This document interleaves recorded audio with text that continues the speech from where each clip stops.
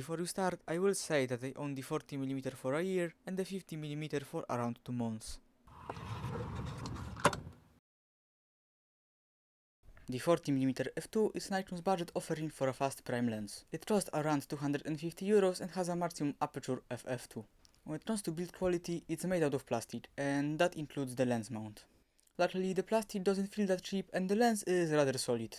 But the lens mount thing is rather unfortunate. You can't tell me that a metal mount will make it so much more expensive, or just weight much more. And when it comes to weight, it's rather light. It's only 170 grams. And with the rather small dimensions of the lens, it is a good choice for a compact setup. The lens is not weather sealed, but according to Nikon, it is moisture and dust resistant. In my experience, it's okay to quickly take it out in rain to take a photo, but I wouldn't carry it exposed for too long in bad weather. When it comes to controls, you only get the control ring. It's set for manual focus, but you can change it to do other things in the settings. It turns smoothly and there are no real problems with it. The 40mm f2 has a 52mm filter thread and no place to mount a lens hood. And with all honesty, there isn't even a lens hood to begin with. The 40mm focal length is kind of interesting. You don't really see a lot of lenses with that focal length. I mostly saw it being praised in street photography and it makes sense. It gives you more focus on a subject than a 35mm lens while also being wider than the 50mm. The autofocus in my experience is fast and reliable, both in photo and video.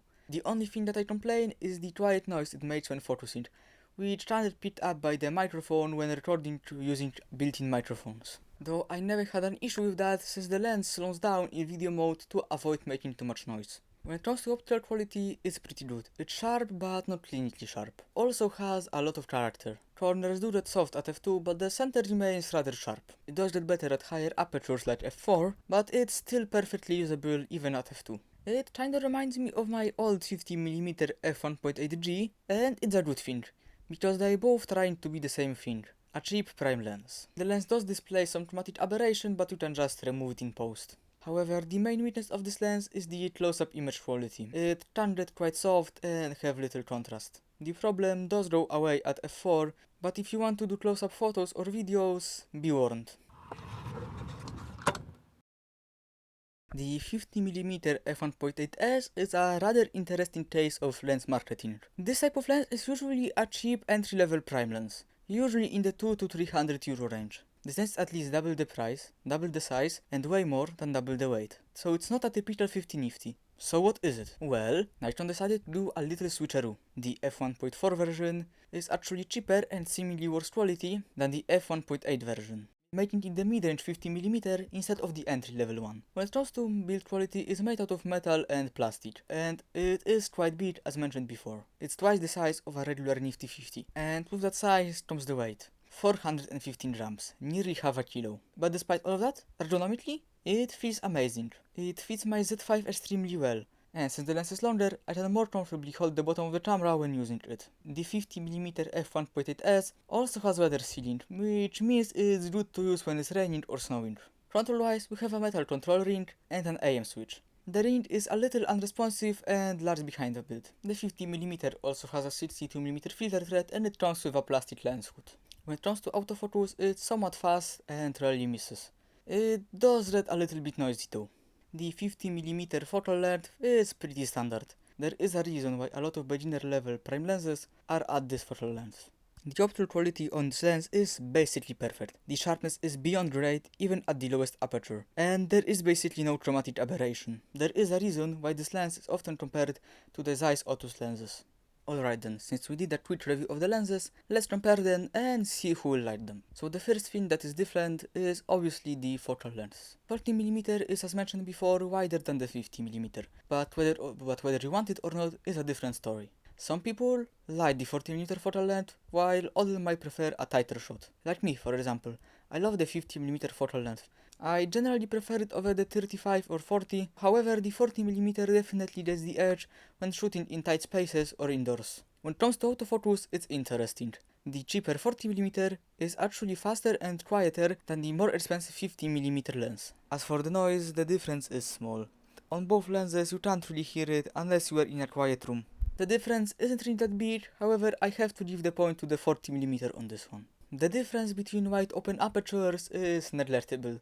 trust me, you can't live without this third of a stop. The differences, however, start showing in optical quality. Mostly up close, the 40mm is definitely a lot softer and less sharp. On non-zoomed images you can still see the difference, however it is harder to see. At f4 and above, the differences in sharpness are rather small.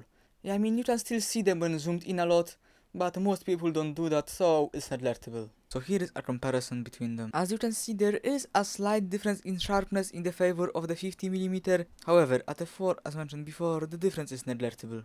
But as for the winner of this category, it will be the 50mm f1.8S. It is simply an outstanding lens that at this price point has no real competitors. The next category is ergonomics, and while the 40mm is more compact, smaller and lighter, I generally prefer the 50mm. The build quality is nicer, it has the AM switch, which while not the most important is still a nice thing to have. But most importantly, I just like the lenses that are about this size. I don't really know why, but they're simply more comfortable for me to use. However, if you are looking for a small and compact setup, I would get the 40mm instead. So here, who wins will depend on your personal preferences. If you want a small and light lens, get the 40mm. If you prefer bigger lenses, get the 50mm. So, let's get into who will use these lenses. If you're on a budget or you are just looking for a compact lens, get the 40mm. You will be perfectly happy with the quality. But if you want optical perfection, get the 50mm. There is basically no other lens this quality at this price point. The most important thing to remember is that the 40mm f2 is a budget prime lens, and as long as you remember that, you will be perfectly happy with the quality. I mean, it definitely over-delivers with the autofocus, and it is sharper than the 50mm 1.8 for the Nikon F mount. As for the use case, both lenses are similar. They both serve a similar role, and I wouldn't really look into that as much. You can basically use them for anything that doesn't require longer focal lengths. But I will also add a secret third category, and it is looks. If you want the better looking lens, get the 40mm f2 SE, because let's be honest, neither of these lenses is really good looking. The 40mm f2 SE is $50 more expensive than the non-SE versions, and the only difference between them is the looks. There is no interest in optical quality or basically anything, but if you want a better looking lens, just get the SE version. Also, a little complaint for me here. Why don't the SE version have an aperture ring? It would basically be a perfect lens for that with its retro look. And when talking about the SE version, I must also mention the ZF line of cameras. So Nikon ZF and Nikon ZFC. For this line of cameras, the 40mm f2 might be a better choice ergonomically, because the 50mm f1.8S is probably as uncomfortable as it looks. I myself will probably sell the 40mm f2 since I didn't really use it since buying the 50mm. But as I said, it's a great lens if you're on a budget, and I don't regret buying it.